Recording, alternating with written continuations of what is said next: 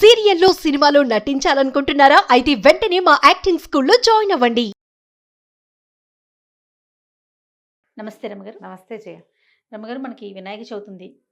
ఈ సందర్భంగా ఏదైనా గణపతి దేవాలయం, మనందరికీ గణపతి దేవాలయం అనగానే కాణిపాకమే గుర్తొస్తుంది. కాణిపాకం గురించి మనం ఆల్రెడీ మాట్లాడుకున్నాము. ఇంకేమైనా దేవాలయాలు ఉన్నాయా ప్రసిద్ధిగా? బోలెడు గణపతి దేవాలయాలు ఉన్నాయి జయ. కాణిపాకం కంటే పూర్వం ముందు నుంచి ఉన్న దేవాలయాలు కూడా ఉన్నాయి. అవి ఎక్కడో లేవు, మన గోదావరి జిల్లాలోనే ఉన్నాయి. మామూలుగా గణపతి ప్రతి ఆలయంలోనూ ప్రధాన దైవంగా కనిపిస్తాడు. మనకి ఊరి ప్రతి ఇళ్ళ వాకిళ్లలోనూ కనిపిస్తాడు. ఏ సందు మొగదలోనో చిన్న వీధి చోలుదంటే అక్కడ గణపతి ఉంటాడు. ఏ పూజలో అయినా మొదట మనం గణపతినే పూజించాలి. ఇది మన నియమం కదా. ఇక నీకు రోడ్ల మీద దేవాలయాలు అసలు ఏ గొడుగు లేకుండా కూడా ఎన్ని చోట్ల వెలిసి కనపడతాడో కదా. ప్రతిష్టలు, వినాయక ప్రతిష్ఠ చేస్తే ఊరికి మంచిది, సందుకు మంచిది, వ్యాపార కూడళ్లలో గణపతి కనపడతాడు. మనం ఏ ఊరు వెళ్ళినా గణపతికి ప్రత్యేకంగా పంచముఖ గణపతి అని, అష్టభుజి గణపతి అని, ఇట్లా ప్రత్యేకంగా నాట్య గణపతి దేవాలయాలు అలా కూడా ఉన్నాయి మనకి. విశేషంగా గణపతి అంత మమేకంగా ఉంటాడు మనతో పాటు. అవును. అయితే మనకి తూర్పుగోదావరి జిల్లా అయినవిల్లి క్షేత్రం ఒకటి ప్రత్యేకమైంది. దీంతో పాటుగా ఇంకా ఉన్నాయి గోదావరి జిల్లాలోనే ఇంకా మంచి మంచి క్షేత్రాలు. గోదావరి జిల్లాలో ఎన్ని దేవాలయాలు రమ్మగారు. అవును, చూసిన కొద్దీ అవి కూడా చాలా పురాతనమైన దేవాలయాలు కదండి. ఇప్పుడు నీకు పురాతనమైనటువంటి పంచారామాల్లో కూడా గణపతి విశేషమైన ప్రతిమా స్వరూపంగా కనపడతాడు. వాకిట్లోనే సాక్షి గణపతి మనం శ్రీశైలానికి వెళ్ళేటప్పుడు ఇట్లా ప్రత్యేకంగా కనిపిస్తారు కదా. అయినవిల్లిలో సిద్ధి వినాయక స్వామి దేవాలయం ఉంది. అయినవిల్లి అమలాపురానికి బాగా దగ్గర, కోనసీమగా ప్రఖ్యాతి పొందిన అంబేద్కర్ కోనసీమ జిల్లాలో మనకి అయినవిల్లి దేవాలయం ఉంది. ఇది వాస్తురీత్యా దేవాలయాలకి సరైన ప్రాంతమాట. పర్వతాలు నదులు కలిసే చోటు ఇక్కడ ఇది. నేను వెళ్ళినప్పుడు గోదావరి కాలువలో స్నానం చేసి దర్శనం చేసుకున్నాను నేను. పక్కనే ఉంది కాలువ కూడా, గోదావరి కాలువ నడుస్తూ ఉంటుంది, పక్కనగే దేవాలయం కనపడుతుంది. 2 రాజగోపురాలు ఉన్నట్టు 2 గోపురాలు కనిపిస్తాయి అన్నమాట ఈ దేవాలయంలో. అయితే గణపతితో పాటు పరమేశ్వరుడు కొలువై కనిపిస్తాడు. అమ్మ నాన్న ఇద్దరు ఉన్నారు. మరి తర్వాత మామయ్య అత్తయ్య కూడా ఉన్నారు. కేశవస్వామి, శ్రీదేవి భూదేవి సమేత కేశవస్వామి కనిపిస్తాడు. కాలభైరవ క్షేత్రం ఉంది, సుబ్రహ్మణ్యం కనపడతాడు, అందరూ కనిపిస్తారు దేవాలయంలో. ఇది మనకి దీనికి పూర్వగాథ ఏం చెప్తారంటే, దక్షయజ్ఞం చేసినప్పుడు మొట్టమొదట గణపతి పూజ ఈ ప్రాంతంలో ఈ దేవాలయం దగ్గరే చేయబడింది అని చెప్తారు.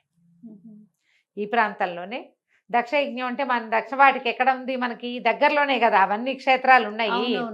వీరభద్రుడు ఆ క్షేత్రాలన్నీ దగ్గరలోనే ఉన్నాయి. ఇక్కడ గణపతి పూజ చేయబడిందని, ఆ చేయబడిన గణపతి ఇప్పుడు మనం చూస్తున్న గణపతి అని ఒక గాథ చెప్తారు. ఇంకొక ప్రఖ్యాతమైన గాథ ఏం చెప్తారంటే, వేదవ్యాసుడు దక్షిణ భారతదేశ యాత్ర ప్రారంభిస్తూ ఇక్కడ గణపతిని ప్రతిష్ఠ చేశాడని, ఆ గణపతే సిద్ధి. ఆయన దక్షిణ భారతం అంతా చక్కగా తిరిగారు, సిద్ధి లభించింది, అందుకని ఇక్కడ సిద్ధి గణపతిగా చెప్తారని ఇంకొక గాథ చెప్తారు. శ్రీపాద శ్రీవల్లభ చరితామృతంలో ప్రత్యేకంగా కనపడుతుంది. ఇక్కడట గణపతి హోమం, చాలా అద్భుతమైన హోమం చేస్తే గణపతి ప్రత్యక్షమయ్యాడట. ఇక్కడ ప్రత్యక్షమైతే గణపతి కనపడిన ఆ మహాస్వరూపంగా కనిపిస్తాడు కదా. అది కొంతమంది ఋత్వికులుగా కూర్చున్న వాళ్ళు, యాజకులుగా కూర్చున్న వాళ్ళు హేళనగా నవ్వేసరికి వాళ్ళని శపించాడట గణపతి. వాళ్లే మూగా చెమిటి వాళ్ళుగా పుట్టారని, వాళ్ళని రక్షించడానికి కాణిపాక వినాయకుడు వచ్చాడని గాథ. అంటే కాణిపాకానికి పూర్వక్షేత్రం ఇది. మనకి మామూలుగా మనం శైవము వైష్ణవము మనకు తెలుసు కదా. మామూలుగా మనకు అందరూ కనిపిస్తారు, నిలువుబొట్టు అడ్డబొట్టు అని సింపుల్గా చెప్పేసుకుంటాం. అయితే 5 రకాల మతాలు ఉండేవి భారతదేశంలో. ఈ 5 మతాల్లో శైవము వైష్ణవము ఇప్పటికీ కనపడతాయి. ఇవి కాకుండా శాక్తేయము, శక్తి మతానుయాయులు, అమ్మవారినే పూజించేవాళ్ళు. సౌరం, సూర్య మతానుయాయులు, కేవలము సూర్య పూజ. నీకు తెలుసా, ఆయన ఉన్నారు కదా మన విక్రమార్క, ఆయన చెప్తారు కదా, విక్రమాదిత్య ఏం చెప్తారు, సూర్యోస్మి అంటారు, నమస్కారం అంటాను కూడా. సౌర మతానుయాయులు. ఇవి కాకుండా 5వ మతం గాణాపత్య మతం, గణపతి మతం.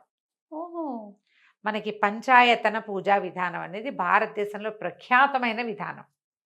ఈ ప్రఖ్యాతమైన ఈ విధానాల్లో ఉండే 5 ప్రధాన దైవాలు విష్ణువు, శివుడు, శక్తి, ఆవిడనే ఏమంటారంటే గౌరి, ఉమ్. అంబిక అంటారు. సూర్యుడు, గణపతి, వీళ్ళు 5గురు. ఇప్పుడు ఈ 5గురులో విశేషమైన దేవాలయాల్లో ఎవరు ప్రధాన దైవం అయితే వారు మధ్యలో ఉండి మిగిలిన 4 4 పక్కల ఉంటారు. అవును. అట్లా ఇప్పుడు గణపతికి సంబంధించిన ఆలయము అలా విశేషం అనుకో, గణపతి ప్రధాన దైవం, 4 పక్కల అంబిక, సూర్యుడు, శివుడు, విష్ణువు ఉండవలసిందే. ఆ, ఇలా ఉన్న క్షేత్రము చాలా ప్రఖ్యాతమవుతుంది, చాలా పవర్ఫుల్గా కూడా ఉంటుంది. ఓకే. ఇక్కడ విశేషంగా గణపతి హోమాలు చేస్తారు. ఇట్లా నది పక్కన ప్రవహిస్తూ చోట ఉండేటువంటి దేవాలయాలు అక్కడ మహత్యం హెచ్చుగా ఉంటుందని చెప్తారు. గణపతికి మన మనసులో కోరిక నివేదిస్తే సంవత్సరం తిరిగేసరికి పూర్తి చేస్తాడు దాన్ని. ఉహు. ఏడాది లోపలే కొంతమంది పనులు అయిపోతాయి. ఓ. గణపతి హోమాలు విశేషంగా చేస్తారు. 2 గోపురాలు ఉన్నాయని చెప్తున్నాం కదా, అవును. అందులో పరమేశ్వరుడు ఉన్నాడు, విష్ణువు, అన్ని రకాల దేవాలయాలు మనకి లోపల దర్శనమిస్తాయి. స్వామి విశేషంగా కనపడతాడు. స్వయంభూ ప్రతిమలు ఉన్నటువంటి దేవాలయాల్లో ప్రత్యేకమైన దేవాలయంగా ఈ అయినవెల్లి సిద్ధి వినాయక స్వామిని కూడా చెప్పుకోవాలి. ఓ. ఆ ప్రాంతానికి వెళ్ళిన వాళ్ళు, మనం అమలాపురం అటువైపు వెళ్తాం, కాకినాడ వెళ్తాం, ఏదో వెళ్తుంటారు, కార్లలో వెళ్తే కనుక మీరు చాలా సులువుగా దర్శనం చేసుకోవచ్చు. గణపతి దర్శనం చేయాలి ప్రత్యేకమైన దేవాలయాల్లో అంటే మీరు కాణిపాకం కంటే పూర్వక్షేత్రమైన దీనిని దర్శిస్తే విశేషమైన ఫలితం లభిస్తుంది.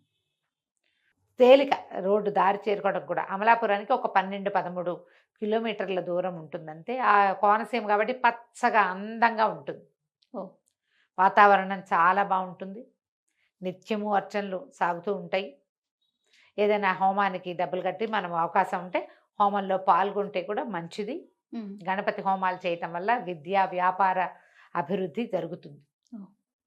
మనకి ఏ విషయంలో అయినా సరే, సంతానం లేదు గణపతి, సంసారంలో సమస్యలు గణపతి, సంతానానికి విద్య లేదు గణపతి, ఆరోగ్యం సరిలేదు గణపతి, మానసిక ఆరోగ్యం బాగుండలేదు గణపతి, ప్రతి సమస్యకి యుద్ధ రంగంలో ఇబ్బంది, ఏవో ఫైటింగ్, ఎవరితోటైనా శత్రుబాధ ఎక్కువగా ఉంది గణపతి. ఈయన అన్ని ప్రశ్నలకి సమాధానం చెప్పగలిగేవాడే గణపతి అని చెప్తారు. ఇట్లా స్వయంభూ క్షేత్రాల్లో దర్శనం కనుక చేసుకుంటే ఏదో మన సమస్య అక్కడ స్వామివారికి నివేదన చేసుకుని, నాయన ఇది నాకు వచ్చిన కష్టం అని చెప్పుకుని మళ్ళీ వెళ్ళి మనం మొక్కు తీర్చుకోవచ్చు. ఎక్కడో వెళ్ళలేని దూరము, చేరలేని పరిస్థితులు కావు. అవును. అవును. విజయవాడ నుంచి సింపుల్, చాలా తొందరగా వెళ్ళిపోతాం. అవునండి. అవకాశం ఉన్నవాళ్ళు తప్పకుండా దర్శనం చేసుకోండి. ఈ వినాయక చవితి సందర్భంగా అక్కడ విశేషమైన పూజలు జరుగుతాయి. ఈ 10 రోజులు విశేషంగా ఉంటుంది. కార్తీక మాసంలో కూడా అక్కడ విశేషమైన సేవలు జరుగుతాయి. ఉహు. అవకాశం ఉన్న వాళ్ళు దర్శనం చేయండి. తప్పకుండా రవి గారు. నమస్తే. నమస్తే.